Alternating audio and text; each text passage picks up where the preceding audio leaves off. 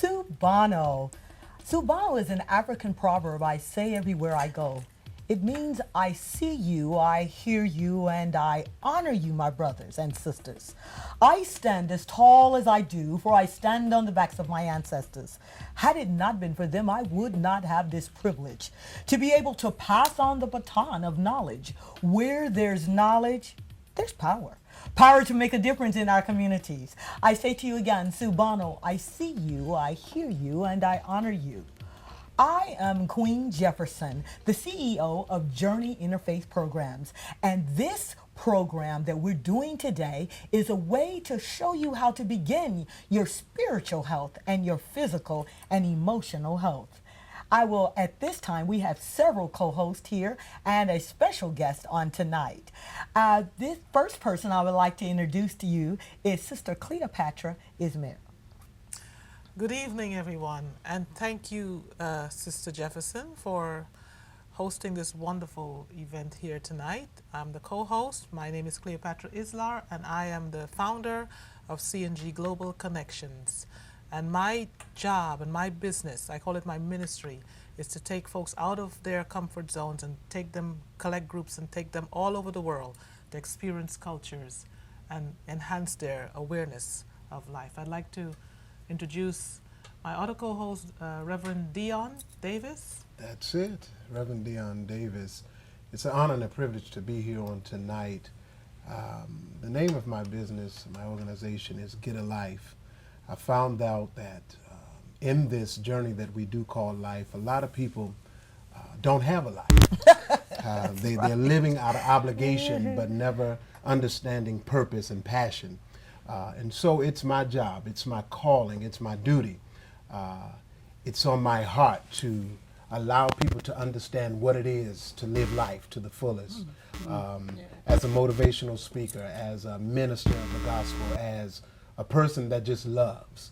And so it's an honor and a privilege to be here representing, first of all, the men, the panel, the power. And so I would like to introduce as well my good friend Dr. Gaines is here with us on tonight. Dr. Gaines. Well, good morning. I always say good morning regardless of what time it is. Okay. Because my ministry is Good Morning Ministry. And I like to work with young women and young gay adolescents to put some joy in their life. You know, the Bible says joy cometh in the morning. Coming in the morning. So I always say good morning. And I am honored and humbled to be here tonight with our special guest, Sister Claudette Muhammad. And she has a new book out, which we will be talking about tonight. And her life is just a myriad of wonderful experiences. And we will touch on many of those tonight as well. So I would like for her to say just a little about her, a little teasing tidbit, so we can make sure that you continue to watch. Yes, assalamu alaikum. I'm Sister Claudette. Thank you. I'm Sister Claudette Marie Mohammed, and I too am quite honored and humbled to be here. It's just such a wonderful experience to share with all of people here on the panel. Again, I extend greetings on behalf of the Honorable Minister Louis Farrakhan. I serve as the Student National Director of Fundraising for the Nation of Islam. For almost 28 years, I was his Chief of Protocol, National Director of Community Outreach, and also the International and National Liaison. Minister Farrakhan one day said to me, Sister, you've done so much and you've met so many people, you've brought so many people to me. He says, make an appointment and just come back and just sit down and talk with me. So I said, yes, sir. I always try to be obedient. And I went back to my residence and I wrote memories in 3 nights and 4 days. Oh, wow. And I took the book back to him, the manuscript back to him, and he held it and said, oh, not only does this need to be a book, it should be a movie also. Wow. So I was quite honored. And I also sent the manuscript to Dr. Maya Angelou, Reverend Jesse Jackson Sr., Dr. Kathy Hughes, and the late Dr. Dorothy Height, and many others who are very, very, very versed in literary art. And all of them, each of them, wrote me back and said, look, this has to be a book well received by many. And so when you see the book, you will see those are the persons who wrote the review. And then Dr. Margaret Burroughs, who is the founder of the DuSalba Museum in Chicago, Illinois, she edited the book for me. And when she read it, she says, "You didn't have to have me edit it." So it was good on It its was own. good already. Yeah, It's already good. yeah. I've been very blessed to speak in universities, high schools, to women's shelters and men's shelters. And I was very blessed to get a letter from President Obama and Mrs. Obama Oh, wow. thanking me for my book. And I've gotten so many letters from various persons from all walks of life. And many of the letters I have published in my book, too.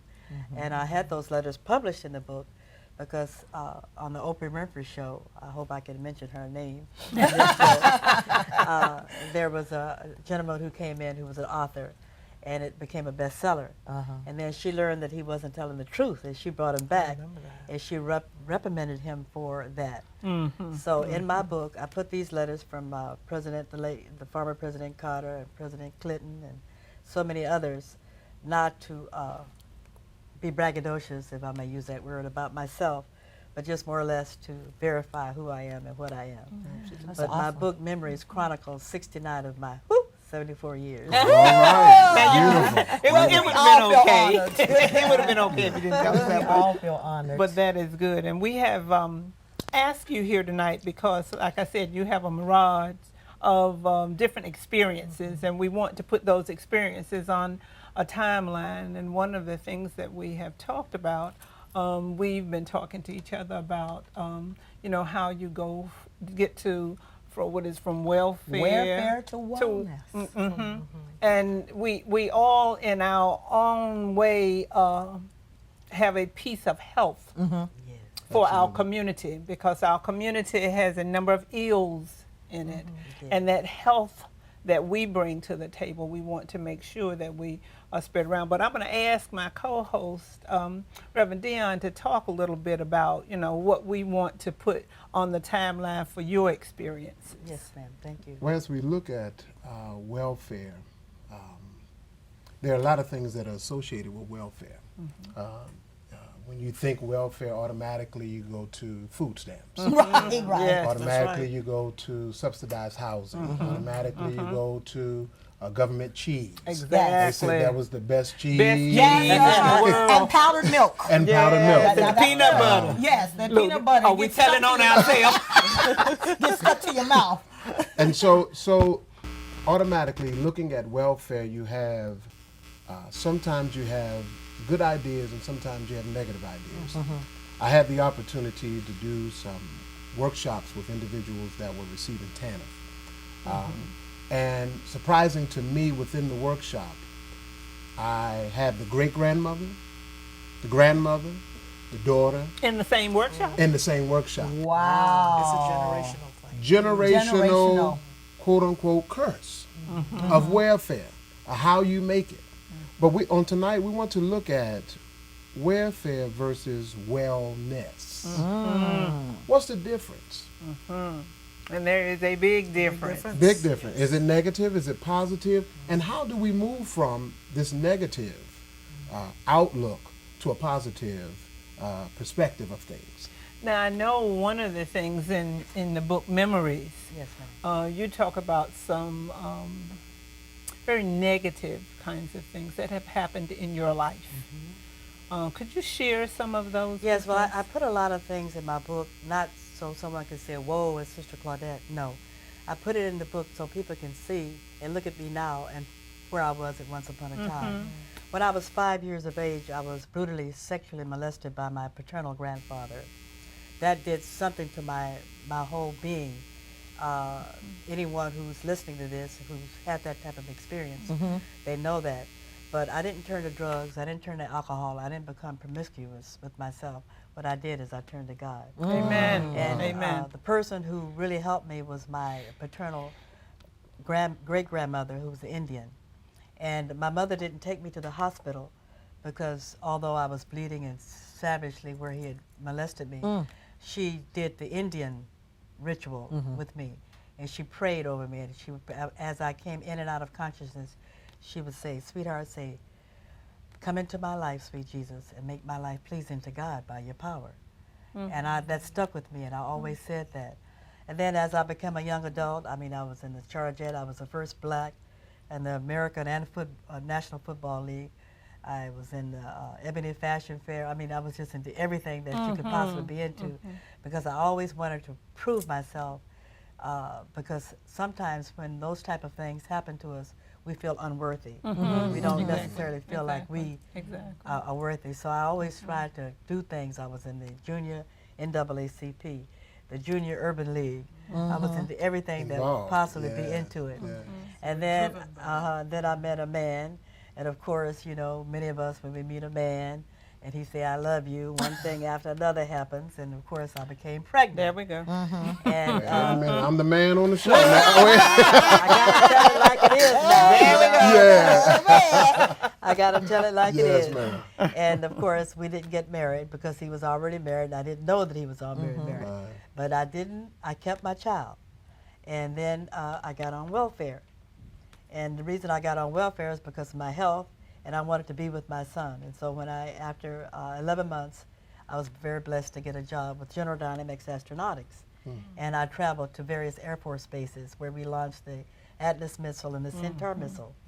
And then, again, I met a fine, fine, fine young man.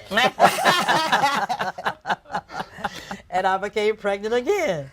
And this time, he convinced me to go to Mexico and have an abortion. And that sort of put me on a download again. And I was a very devout Catholic. And I went to my priest with my son.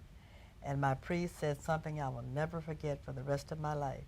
He said, "Don't ever look back on what you have done in your life. Don't ever look back on the sorrows. Always look ahead." And he said, "Always imagine a big, big castle. And he said, in that castle, a hand is reaching out to you. And as that hand pulls you inside, you go from one floor to the next. And those are different elevations in your life." And he said, God through his son, Jesus the Christ, have forgiven you for all of your sins. And he said, from this day forward, you just keep on, keeping on. And about 6 months later, I applied. I was a secretary to the Choice Democratic Club, which was the largest Democratic club in San Diego.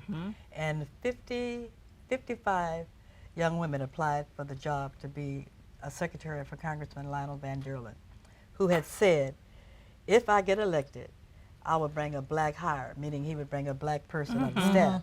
And we thought he was just saying that to get the black vote. But sure enough, I was the one selected out of all those 50.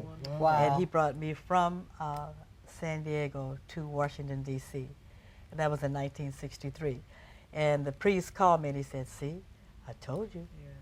Just keep on. But you know what, keeping on." and it's good to hear you say that, because a lot of times what I hear from youth is that the church has turned their back on them, that they don't get what they need in terms of support from the church. So it is very good to hear you say that you had that kind of staunch support from the church and those people in the church. I know that Cleopatra had talked one time about that same kind of I was experience. about to confirm what you said, because I had that same experience as a young girl growing up. Yes, ma'am. I was trying to find a job, and I learned that the Catholic Church would give their parishioners references to go to organizations to find jobs. And I was a Catholic at the time, and I did get a good reference from my priest, Oh, wonderful. which I was able to use as a reference for a job. So they did so. I don't know what it's like today, but I do remember, I can confirm what you said. They did help us. You know what, Sister Muhammad, I think what is interesting, we all had a conversation a while back in reference to the programs that we do. And one of the things that we talked about when we talked about welfare to wellness is that, and unfortunately, and Reverend Dion can speak to this, is that and you could probably speak to it as well, in the 50s and the 60s, if you got welfare, you didn't have a man in the house. You had to have the man out of the house in order to receive the services. It was almost like the government say, "We will be your man." But you got to make sure there's not a man in the house. Right. Right. Well, the only man that was in my house was my little son. Yeah. And he was in charge. That's too. right. But speaking of the church, I mean, there's so many wonderful things that the church does for us. And in terms of the Catholic Church, not only did that priest help me, but I had a sister who was brutally murdered in 1970. And in 1975, my mother was brutally murdered. She was chopped up with a hatchet. It was just terrible. And I'm the oldest of her 8 children. I didn't cry. I had to be strong for my family. But here again, the priest helped us so much in that Helped arena. you through that. Yes. Helped me through that.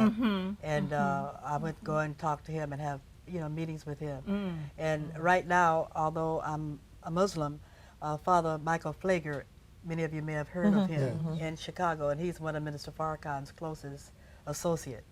We love Father Flager, and he does so much for the community and the church. So the church is a very good stronghold, and I would just commend anyone and recommend that they try to find a church home, whether it's at the church or the mosque or the synagogue or wherever. And when I was in Geneva, Switzerland, I was coming out of the restaurant and I looked over and I saw Chairman Arafat, the late Chairman Arafat. And I wanted to go over and speak to him, so I asked the waiter if I could go and just give him the greetings. And so he said, of course, let me find out. So I went over and I said, Assalamu alaikum, sir. I'm not a Muslim, but may I give you the greetings? And he looked at me and spoke in English. He said, you are a Muslim, you just don't know it yet. And that was in 1982. And in 1983, I met the Honorable Minister Louis Farrakhan, and the rest is history. That was a prophecy for you. I mean, it just always does me good when you talk about faith-based feelings in anything that people view as negative, because like you said, they view welfare as negative. It's not always negative, though. No. Because a lot of people have They used survived it as off a of that. jumping board That's right. Absolutely. to get where they, truth be told, I remember a time when I was on welfare. Whoa. You And know, now I didn't tell you that, did No, I? you didn't tell me that. Kept She that had a little few of those secret. food stamps. The thing is that even if you Yes.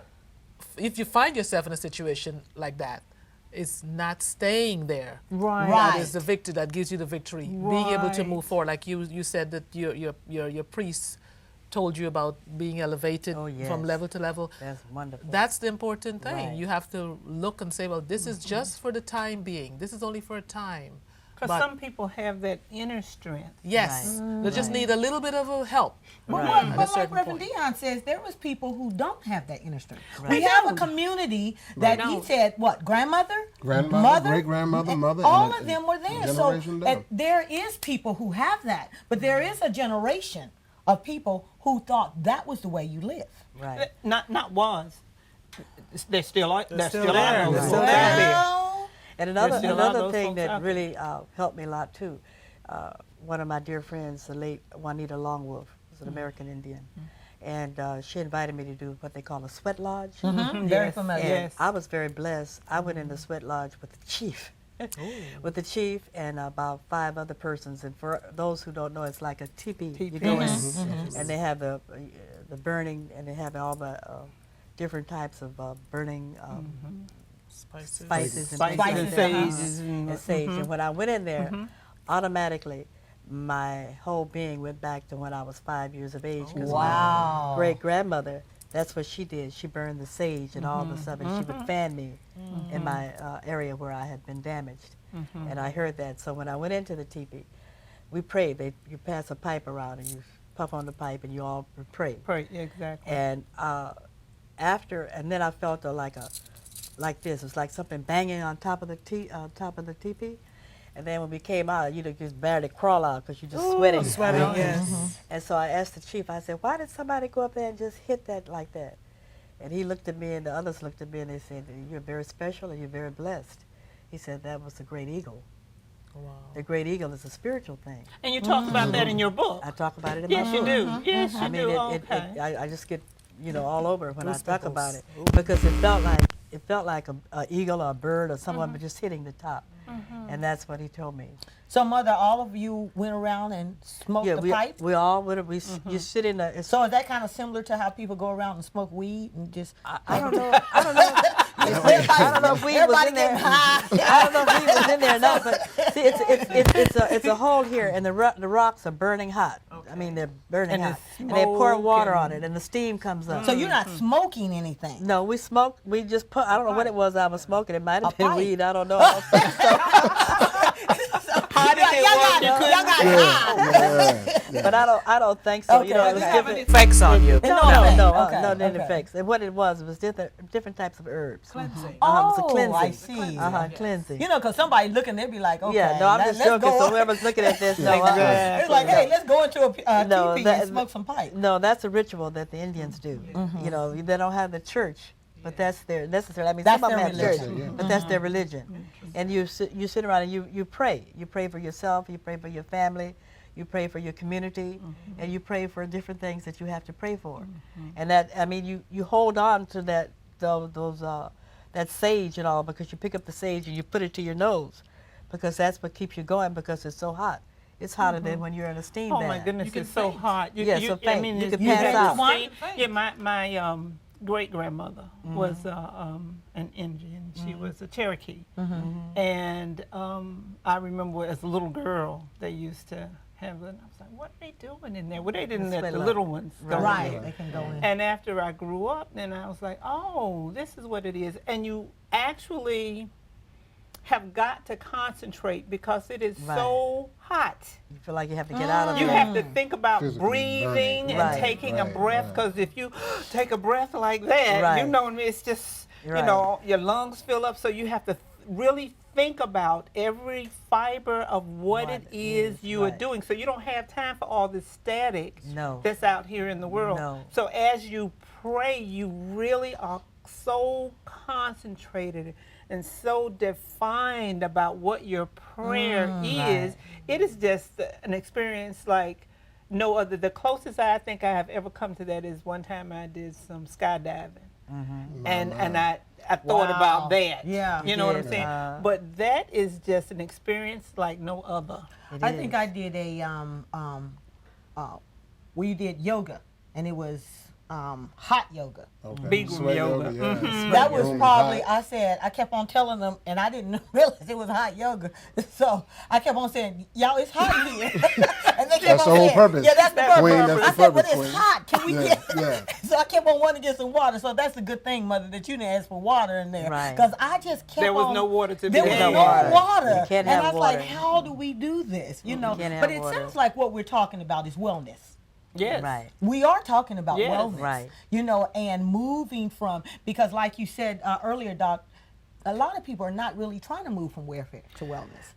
They're really not trying to move to that. Because- And it's not that they're not because trying, they they don't don't- know they should. Because they don't have the knowledge of self. Education. One thing the Most Honorable Elijah Muhammad and Minister Farrakhan is teaching us is to come into the knowledge of self and to know who you are and to know that God dwells within you. It is nothing anyone else. And if you notice, not all of us, but many of us in the Nation of Islam were once upon a time out in the world doing various things. But now if you see the brothers, I mean, you see the brothers and you Yeah, see the sisters. it's a big difference. And you see the difference in us. But this is, again, what we're taught into the wisdom, freedom, justice, and equality. And know that that's what we stand for, and Yes. that's what we work for, and that's what we strive for. And that's what the Honorable Minister Louis Farrakhan teaches. And really, there's so much misconception about him and his teachings. You know, he doesn't, he's not anti-Semitic or any of those type things. Let's see, I guess it was a couple of years ago, the former governor of Illinois, Blagojevich, he appointed me on the commission to study human rights and things that were against racism. And Minister Farrakhan made a speech, Savior's Day, that he does every year. And he spoke about the celebrities and how the Jewish community really has control, which is true, I think, of the entertainment world. And after that, they came to me like, oh my gosh, they wanted me to renounce Minister Farrakhan and do all of these things. And it was just terrible. But a lot of the Jewish community came to my aid and said no, you know. And I said, no, Minister Farrakhan, I went on the radio and television, and I said, Minister Farrakhan is for the human family. Yes, his main objective is to uplift the black man and the black woman here in the wilderness of North America. That's his job. That's what he was born to do, and that's what he is doing. But all this misconception about him, the man is not like that at all. And he will come to the aid of anyone. It doesn't matter what color you are, or who you are, or what religion you are. He comes right to us and he helps us all. Well, we feel honored because around this table we have ministers. Right. We have different religions here. Yes. And then for you, Sister Claudette Muhammad, to come here and Minister Farrakhan, the Honorable Minister Louis Farrakhan, to allow you to come and be among us so that we can, because we're one in spirit. Right, right. You know, there's one God, but there's one in spirit. But we're here so that we can make a difference. And thank you for sharing the wellness of it. You know, the wellness side. Right. That's right. This is such a very interesting Right. discussion. And like when my mother was murdered, I just say this very quickly. I went down right here in Virginia, McLean, Virginia, and I stayed for 4 days with the Dominican sisters. And I fasted and I prayed for 3 days and 3 nights. And then the last night I prayed, my mother came to me in like in a vision. Wow. And she said she had ascended and was one with God. But our sister we still had to pray for. And I pinched myself to be sure that I wasn't just dreaming. And when I woke up the next morning, Such a beautiful. I had a bruise on my arm. And I went running to the priest and I told him, he said, these things happen. God has just allowed that to happen to you so you could be at peace and keep on doing what you have to do. And the Dominican sisters worked with me and helped me so much. And when we had our mass that day, I stood up and asked those to pray for the man who had murdered my mother. Oh, Wow. that's And- beautiful. That's powerful. And when That's powerful. That's did, healing. Yeah. when I did that, that's wellness. Yeah. That's yeah, wellness. Absolutely. Well, And, Sister Claudette, that we have to come back to this discussion because Thank it's you. so very interesting. So Thank you. hold that thought because we have to go to a station break. Please stay with us. Yes. This is very exciting, and Thank we you. are very honored that you're here with us. And Thank we can't you. wait for the second half of it. Thank you so very Yes, much. indeed. Thanks. Thank you. Welcome back to the Voices program. It's been exciting. It has been so exciting. And we have another co-host who come and is working with us, and that's none other than Robin Jackson. Welcome. My name is Robin Jackson. I am the CEO of Ayolowa Creations. The purpose of my business is that I take the mess of a company and I make it into something that is a great thing. The mess. That mess and make it great. Hey, that's That's kind of like what we're doing here, taking the mess, Mess and so making it making it great. great. Yeah. Just listening to everything that we have said and transitioning from welfare to wellness, I'm seeing the transition, and one of the transitions I think is exposure. A lot of times, individuals that may be on welfare are not exposed to different That's things. true. People that even, let's say, Washington, D.C., not even realizing that you live in the same city as the President of the United States. President. Oh. You live in the same city where they make decisions for the whole United States. So the exposure gives you a sense of wellness. And Dr. Muhammad also said that understanding who you are. That's it. If you don't understand who you are, I have your mind. And if I have love your you and love who you are. and love who you are. And believe in yourself. Yeah. Really believe in yourself. And And it's some exciting things because you talked Yeah. about the pain. Yes. It's helped you to understand who you are. Right.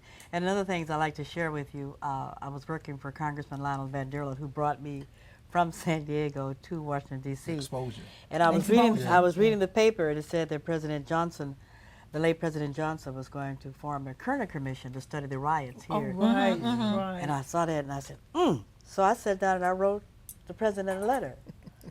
And guess what? 3 days later, the congressman got a telephone call and saying that would he allow me to take off and work with the Kerner Commission. Wow. Wow. And I became a special Exposure. assistant to the Kerner Commission. The late Governor Kerner was the chairman. Mayor Lindsay from New York was the vice, and then we had many congressmen and many senators. Senator Brooke from Massachusetts, and the late Mr. Roy Wilkins, were the two blacks on the commission. And that was really a wonderful experience because I sat there and I listened to the testimonies of all the people who came in, including the late Dr. Martin Luther King and Fannie Lou Hamer, and so many that came in. You're our history. Yeah. Thank you so much. You are our history. We honored to have you. And Fannie Lou Hamer was just such a wonderful woman, and she would sit down and talk to me and tell me how she was in prison, how they took her and put her in jail after, you know, she was doing the civil rights, and how they tortured her in her vagina, on her vagina with a torch, you know, doing that to make her talk and say things. My God. You know, but she was so strong, she never did anything. And she's the one that said, I'm so tired. And then she's the one that said, I'm so tired of being tired. I'm tired of being tired. Tired of being tired. Wow. But A lot of people are sick of being sick. she was a great inspiration to me, you know, because she said no matter what goes on in your life, and she shared that with me, how she had been tortured, to say that always be strong. And although you may not be tortured physically, but you may be tortured mentally. But don't allow that to destroy you or bring you down from who you are. I think we as a black people, and I think you may have been going here too, African American people, we have been so emotionally, spiritually, and physically tortured, and we suffer from the psychological effects of slavery, and some of that stuff we're still dealing with. Well, Relationships, all of that. We're still in bondage, so to speak. You know, because if you don't, people talk about relationships, and you know what you can't be in a relationship with somebody else if you don't even like who you are. That's it. No, That's you it. have to love And you're yourself. running around saying, you know, I'm trying to find love. Well, you know, it's a little hard Right to here. do Love starts if with you self don't. Right here, first. right here, right I here. can't find it nowhere else. So if you feel that I can just sit down and everybody just give me everything and I'm on welfare and, you know, I'll be here and I don't know any other, you have to have that push, or you have to have that support. And I think one of the things that we're doing around the table, each in our own way, is trying to give our community that support. That's it. To Get a life. to get a life. Yeah, absolutely. To understand what life really is. Life is just great and wonderful, but you have to know, like you said, you wrote letters, you talked to people, you met people, you've traveled to like 62 countries. 64. 64 countries. You know, Around the those world. but people don't even, I talk to people right here in D.C. that I say the Smithsonian, and they say that's downtown somewhere with an elephant. Wow. Right. Yeah. Wow. I know little kids who have not been to the Smithsonian. Smithsonian haven't been off their block. Haven't been off the block. I know my son lives in New York, and he came one day. He was getting a gypsy cab, and I said, well, you better hurry up and get to your bus so you won't miss the bus. When he got on the bus, he called me. I said, you missed the first bus. He said, Mommy. He said, that man did not know how to get to Chinatown. This was a grown man. Wow. Now, you know, Chinatown from where I live is right over the bridge. And I was like, oh, wow. He said he was all on 395 and going all around. I finally said, look, just turn here, turn there, and I got him there. So it's sad. Right. But we have to, you know, we have to teach kids. We have to let them know that there is something that you need to do to get a life. Absolutely. A life is just not sitting on the step talking to the next door 'cause neighbor. one of the things that we are taught in the Nation of Islam, the most honorable Elijah Muhammad's teachings, Minister Farrakhan teaches us to be self-sufficient. Try not to rely on anyone. Exactly. Try to start your own business. Do whatever you can and start your business. So many other brothers and sisters are starting their own business. That's wonderful. And working and being self-sufficient and not depend on anyone else What does for a that do job. for the psyche of the man or the woman to be self-sufficient? It makes you be a real woman, and makes you be a real man, you know? Accountability. And you don't have to depend on anyone else to survive. You can survive by the will of Allah, by doing the things that God blesses you to put you on this earth to be. Yes. And that's what Minister Farrakhan teaches over and over and over again, is to try to be sufficient. Start your own business. You know, we have our brothers, they're out there doing all kinds of things. You see the brothers out selling the papers, selling the bean pies. Our sisters are sewing and working and doing various things. We have, for instance, Minister Farrakhan's national spokesperson is Minister Ava Muhammad.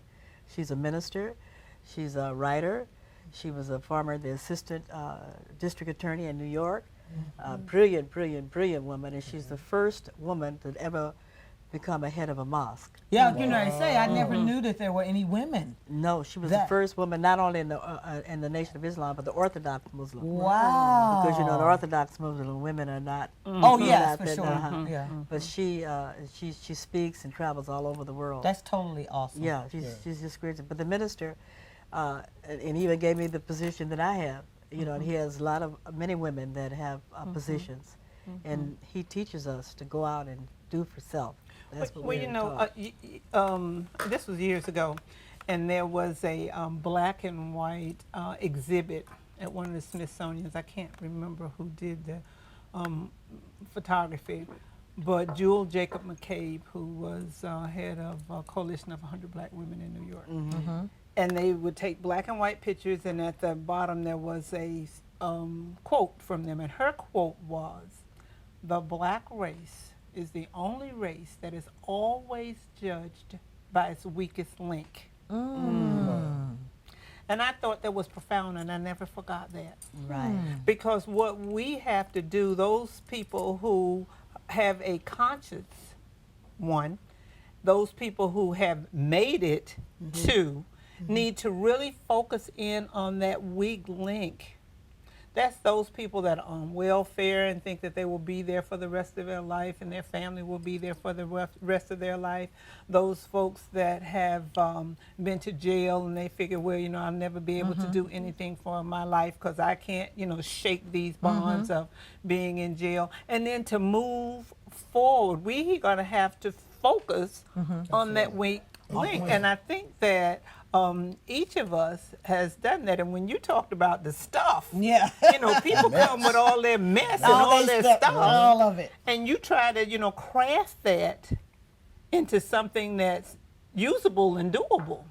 And I was just thinking about that when you were saying is when you have generations, like you've mentioned, you have generation. It's a generational thing. Yeah. How do you flip that script? Yeah. How do you make it change it? How do you break that that sequence and show that this you can start here, but you don't have to end here. No, you have to stay there. You don't have to stay there. Right. That's the key. And the thing is that I was a child that was raised on welfare, didn't know it. Wow. The government cheese. I had it all. Peanut But I butter. just thought it was just something they did in our neighborhood. You know. Oh yeah. I mean, it wasn't that my mother was ashamed of it or anything. It just wasn't something that she felt it was important for me to know. It was later on I did find out, but I realized that that was not the end, and that's why my life took the course that it did take. That was just that was the starting point, but not the ending point. And I just think that to show the young people that just because you're there now, you don't have to stay there. That's it. Right. And That's giving the them the key. That's the tools, key. giving them the tools and showing them the tools. I mean, the training is very important. And pushing, you know, showing them how you can start here, we can teach you this. A lot of them, when you find that I was home, I went home for Mother's Day, and I was behind a young lady at the bank, couldn't read. But she was trying to figure out how to do something on the ATM machine. About how old do you think she was? She had to be in her 20s. Oh my goodness, that's so sad. And she was so embarrassed. so She wouldn't sad. ask for help.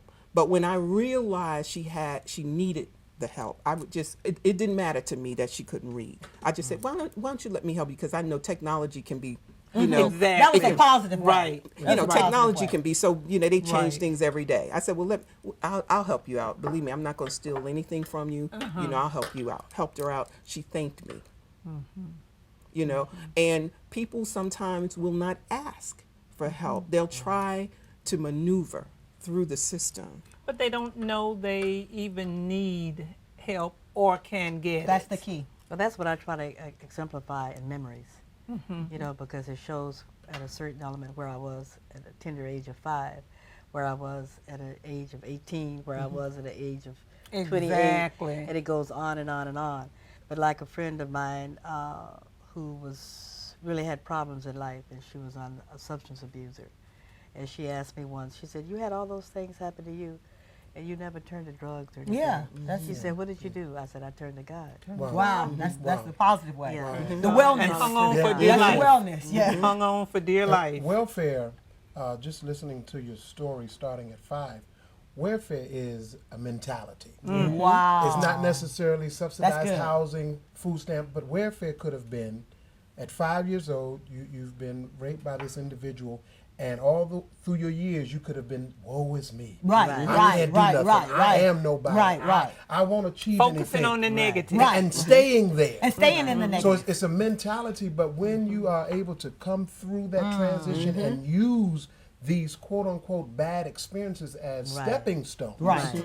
Yes. you're moving to wellness, Yes. out of welfare, out of a mentality of lack, out of a mentality of I can't, but into a mentality of I know who I am. Absolutely. Right. And Obama said what? Yes, I can. Yes, I can. And yes, we can. Yes, we Yes, can. we can. Yes, we can. And that is, I mean, you know, that's the essence of what each of us around the table are trying That's to true. do. That's true. Is to pull that out. But I always tell a person, don't wait till you get on that third step. When you get on that first step, reach back and grab somebody it. and pull them up. That's it. Right. That's You it. know, so by the time you get on the fifth step, you got you a solid foundation back there. So if you teeter-totter a little bit, and we do, But when you say reach back, that really reminds me, like I said, I speak to so many women's groups and men's groups, and I speak to colleges and just so many people.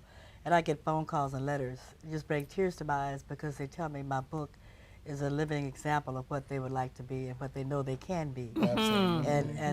And so many women just tell me, they just come up and hug me, just say it's just a marvelous thing. just because. Just because, you know, and it really, really does a lot for me. Yes. And it helps me too, Yes. because I know that somehow, somewhere, I'm helping someone else. I believe all of us have a book in us.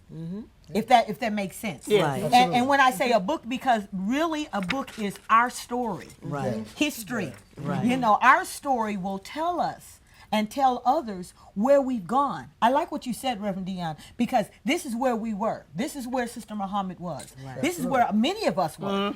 We are here out of pain. Right. And out of our pain, I heard somebody say a long time ago, is that we are wounded healers. And it's the wounds that we have, the pains that we have, That like allow you us to shared, have- Right. that allowed us to be Right. here today. Well, all of us have a book, and if you would allow me, I would just like to read something the Honorable Minister Louis Farrakhan, he wrote the foreword. He says, after reading Memories, I respected her more, I loved her more, because through this book I got to know the trials of her life and the ups and downs of her life that helped to shape the person that I met over 20 years ago. Her book, Memories, make me to know how important it is for our children to know what their parents go through to get the children to where they are in life.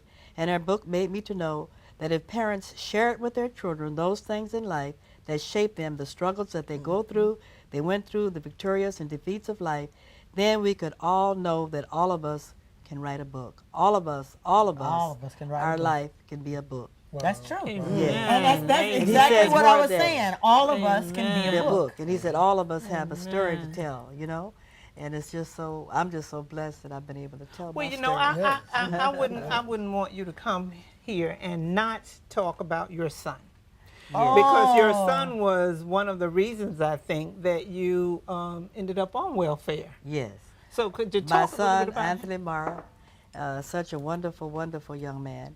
And any of you all have seen the Million Man March, his daughter, my granddaughter, recited the poem by Dr. Maya Angelou at the Oh, Million Man yes. March. Now, my son, I kept him in private schools, you know, and tried to shape him in the bourgeoisie, more or less, if I can use that word type like. Bourgeois. shelter him a little bit? Yeah. And then one time he came home and I have to say this, but he said, "Ma," and he had tears running down his eyes. I said, "What's wrong with you?" He said, "They call me a black nigger." I said, "They did what?" I said, "Oh, honey, you're not a nigger, but you are black." "Oh, no, Ma, I'm not black." I'm not You're not black. See, I've had it with all these Caucasians and everyone, and then most of the family is light skinned. I'm dark skinned.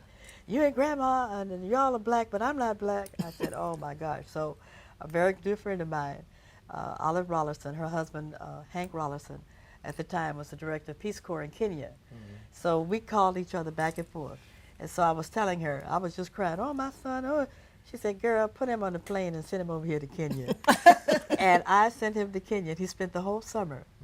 And he came back with the tradition, like power. Education, Yes. awareness, Yes. Exposure. the exposure. So he went to Africa, and I think he was 10. 10 years of age. I think we all need to Right. experience Africa. Oh, Right. yes. We really do. Right. Yes. We And really do. he graduated from the University of Arizona, and he's out in California now, working for Mercedes, and doing very well. Mercedes, the car? Mercedes, uh-huh. You know, Yeah. we All need right to- now. All right. I wouldn't mind driving a little Mercedes. Mercedes. A convertible with a gift. But he did have a little fall in life. He started using substance abuse, like so many of our young people. Yeah. Okay, yes. And Ron Clark, who was is a very dear friend of mine, but Rap Incorporated, told me that he had a friend, Zeb Putterman, who has a organization called Amity, and this is where a lot of the Caucasians, rich children, when they get caught with substance abuse or something, rather than to go into prison, They go to dry out. they go to Amity. So he said the gentleman would like to meet Minister Farrakhan. So eventually I got he and Minister Farrakhan together, and they met. And then Zev Putterman called me to thank me, he's Jewish, called me to thank me that he had actually met the minister, and the minister told him with all the monies he has and the things that he's done, really put it back and help others. And so he said, what can I do for you? And I said, oh, no. He said, but you sound so sad, what's wrong? I said, oh, my son is like a lot of these young people, and he's done this and he's done that. He said, I'll tell you what, give me his phone number. But little did I know, he was calling my son and talking to him. And he told my son, look, if you put yourself, bus, train, or plane, and you get to Arizona, I will take you to Amity. Now, Amity, I think it was about $5,000 or $6,000, $7,000, $8,000 a month. It was a whole lot of money. And he had my son to stay there for a whole year. Wow. And he came out just beautiful. So Wow. I said, all praise to the Allah for Zev Putterman. But that was his way of thanking me for introducing him to the Honorable Minister Louis Farrakhan.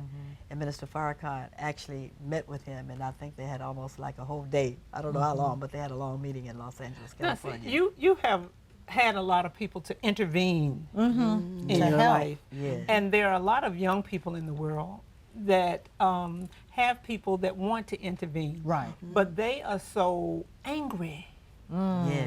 about what has That's it. happened and where their life is and those kinds of things.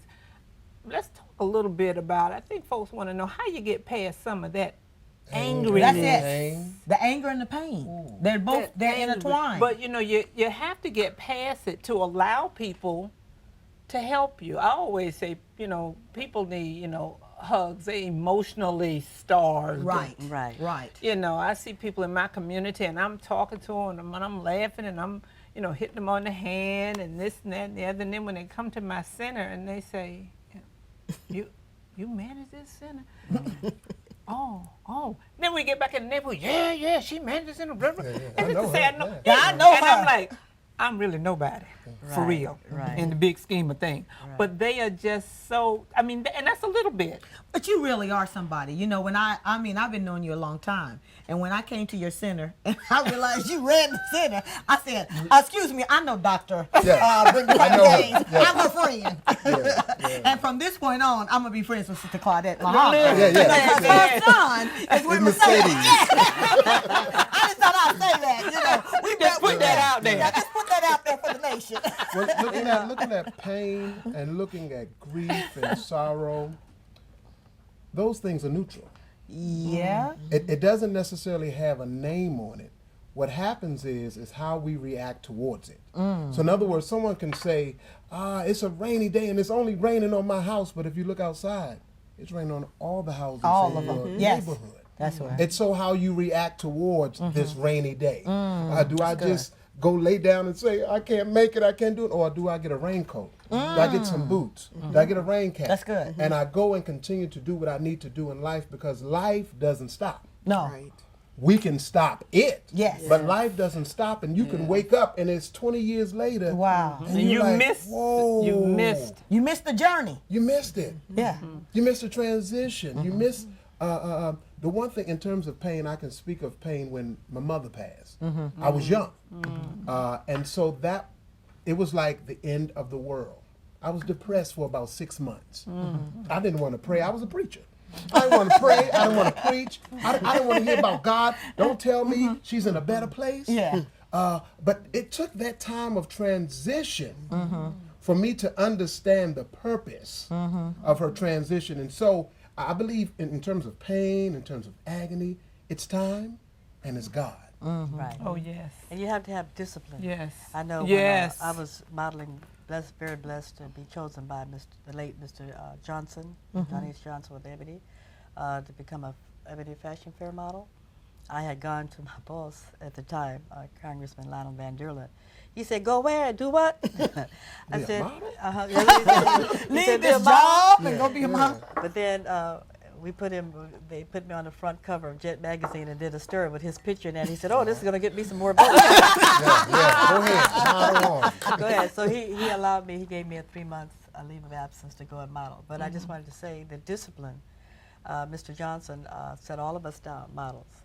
And he said the purpose of the Ebony Fashion Fair is to show, not to display your body, but to show the beauty of the black man and the black woman. That's good. And to show how we are, how graceful we are, how intelligent we are.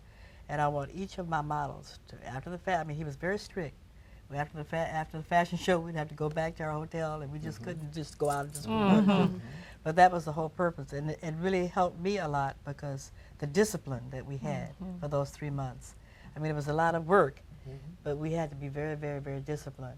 And then again, it makes you very proud of who you are and what you are. Because if you notice in every fashion fair, they have blacks from very, very light skin to very dark skin. They do. In all different shades. And to show that we're just, the black woman is just the mother of civilization. Unique. And like we say in the Nation of Islam, no nation can rise any higher than its woman. That's why the woman has to be an example. The way we dress, the way we act, and everything, and the way we have restrictive law. We're not supposed to fornicate, adultery, drink, smoke, and we don't gamble. Those are our restrictive laws. Wellness. And then most Wellness, of us live by that. Yeah. You know, and I never thought in all my days that I can go 28 years without a man. But it's doable. It's doable. And I've done it, and I'm very happy. Well, I hope that is not my calling.